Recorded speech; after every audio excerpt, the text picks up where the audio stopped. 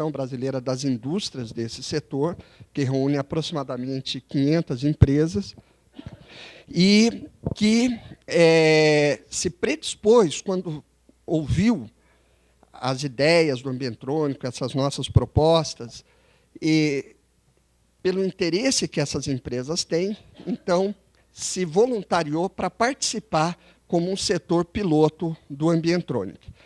Aí nós fizemos, né, um contato inicial com as empresas para entender melhor as características do setor. É um setor muito interessante, que é um setor inovador, composto por empresários nacionais, mas com uma visão de mercado muito interessante, moderno, procurando inserção nos vários mercados internacionais. Então, um setor realmente bastante interessante de se trabalhar. Aí, essas propostas foram discutidas numa grande oficina que fizemos aqui nesse auditório. Os resultados foram levados a Brasília, numa reunião, inclusive, estava presente o Antônio Giuliani, do Ministério do Desenvolvimento, Indústria e Comércio, tinham mais representantes de outros 3 ministérios, em que essa proposta ela foi identificada como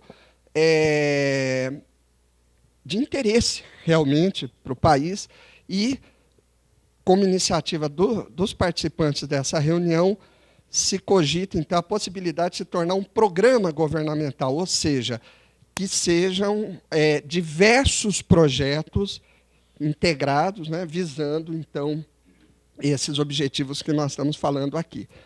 Aí nós conseguimos alguns recursos e, em abril desse ano, estamos começando as atividades de campo com 10 empresas, que são essas aqui, né?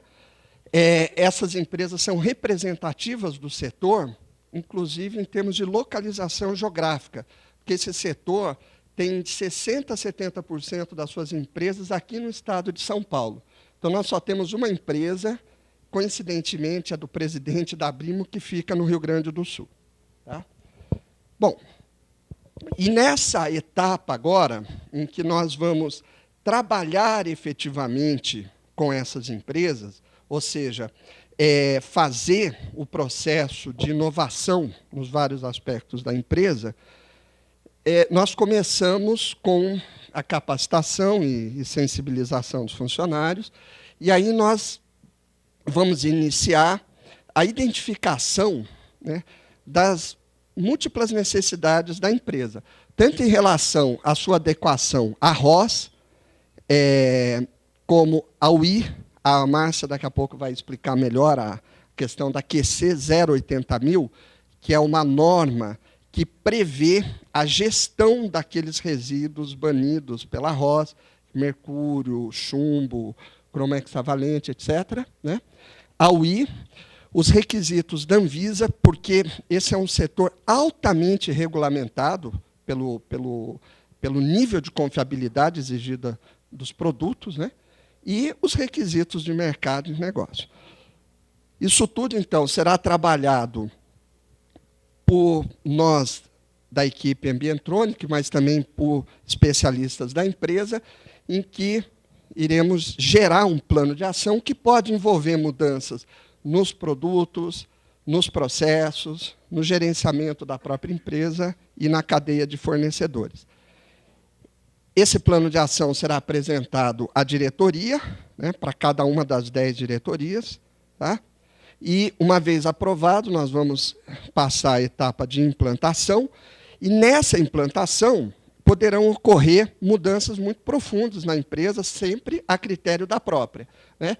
E que aí, então, poderá haver desdobramentos de novos projetos, por exemplo, redesign do produto, modificações mais profundas no processo, e chegamos, o objetivo, até o final de 2012, então, com esse processo totalmente concluído.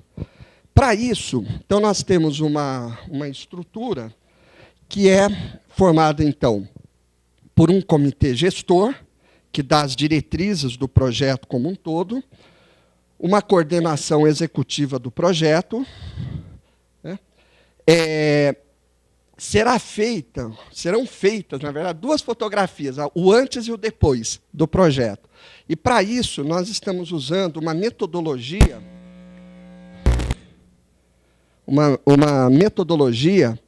desenvolvida pelo Instituto Evaldo Lodge, da CNI, chamado Benchstar, né, que permite, então, uma avaliação de 10 dimensões da empresa, ou seja, nós vamos avaliar os múltiplos impactos que esse projeto poderá provocar na empresa, em nível de processos produtivos, financeiro, mercadológico, etc. Aí existe uma equipe que vai tratar especificamente das questões da QC 080.000, liderado pela Márcia, vou falar logo em seguida, uma focando a questão da gestão dos resíduos, um grupo trabalhando questões ligadas a fatores estratégicos, o entendimento do mercado como um todo, para a gente poder trabalhar o ecossistema, ou seja, as múltiplas instituições envolvidas, e também o gerenciamento de todo o conhecimento que nós vamos gerar. Porque, como eu vou explicar agora, esse projeto piloto não é um fim em si mesmo, ele é um meio para desenvolver as tecnologias e os mecanismos de gestão para todo o setor de equipamento eletroeletrônico, né? Então, o projeto ele foi concebido, né, tendo como grandes propósitos, então, em primeiro lugar, viabilizar o acesso a empresas de pequeno porte a todas essas tecnologias. Desenvolver mecanismos de forma a viabilizar a ideia de sustentabilidade, contemplando as dimensões ambiental, econômica e social, que é o que se chama de FOC Triple Bottom Line. Pensar todo o ecossistema a partir do setor produtivo e articular os múltiplos agentes desse ecossistema. Então, do ponto de vista das empresas participantes, dessas 10 empresas piloto, então, a gente deve reduzir significativamente os custos para adequação, facilitar a adesão dos fornecedores, que necessariamente terão que se alinhar também, e isso em si já traz um benefício para todo o setor, porque a empresa que fornece, por exemplo, placa de circuito impresso para uma empresa piloto, fornece também placa de circuito impresso para diversas outras empresas do setor eletroeletrônico, né? Facilitar a gestão de resíduos, soluções acompanhadas por grupos multidisciplinares, porque a equipe, eu não mencionei, é formada por engenheiros, administradores, economistas, pedagogos, pessoas de várias áreas de conhecimento. A busca, então, do desenvolvimento integrado dos produtos e processos à estratégia organizacional e as vantagens do próprio pioneirismo, né? Mas, como eu disse, o projeto não é um fim em si mesmo, ele é um meio para se gerar novos conhecimentos. Então, só um minutinho, faz favor, volta. É isso. Não, a próxima, é isso, né? Então, o projeto ele se fundamenta na metodologia de pesquisação, que é uma metodologia que integra resultados práticos, como esses que eu mostrei, com desenvolvimento de novos conhecimentos, né? E, com isso, então, se espera a identificação de demandas e carências do setor, o mapeamento dos processos envolvidos em todo o ciclo de vida, metodologias que sejam aplicáveis à realidade brasileira, tanto para adequação àquelas diretivas ambientais, como para a gestão da inovação visando a sustentabilidade, né?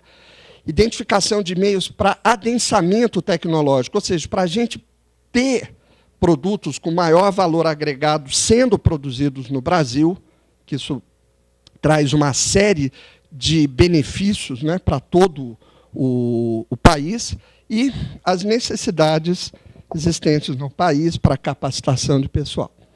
E, concluindo, né, além de tudo isso, ou quase que resumindo tudo isso, então, nós teremos como benefícios gerais o desenvolvimento de processos industriais limpos, a viabilização dessas metodologias para as empresas de pequeno porte, o adensamento tecnológico das cadeias produtivas, a ideia de promoção de competitividade do setor, Todos esses conhecimentos serão transmitidos, disseminados para a sociedade, através de vários mecanismos, seminários, cursos, portal na internet, né? A busca do alinhamento entre os vários atores e a geração de empregos qualificados como resultado de tudo isso, né? Então, de maneira razoavelmente breve, são esses os fundamentos do projeto piloto. E para ilustrar um pouquinho mais em detalhe como que se fará a adequação das empresas às diretivas ROS, então eu vou pedir que a Márcia Ewald, que é a pessoa que coordena